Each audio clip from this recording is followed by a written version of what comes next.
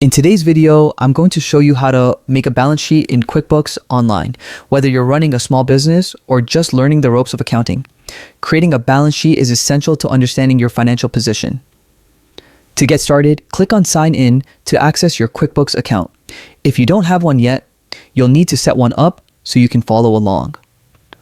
Once you're signed in, select QuickBooks Online. This takes you to the right platform to start generating your balance sheet.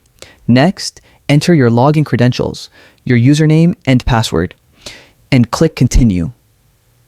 For added security, consider enabling two-factor authentication to protect your financial data. Now that we're logged in, let's head over to the Reports tab. This is where QuickBooks stores all the reporting tools you'll need. Since we're focused on the balance sheet, we can use the search bar to find it quickly. Type in balance sheet, and QuickBooks will filter the results to show the relevant report. Click on the balance sheet link to open it. Your balance sheet provides a snapshot of your company's financial health. It shows what your business owns, what it owes, and the amount invested by shareholders. This information is vital for making informed business decisions. QuickBooks Online also lets you customize your report.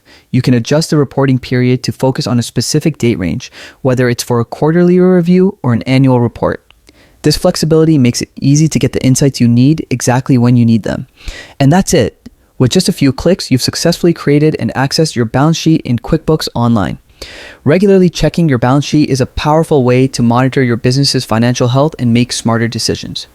Take some time to explore other reports in QuickBooks too. They can give you even deeper insights into your business. Thanks for watching. I hope you found this guide helpful.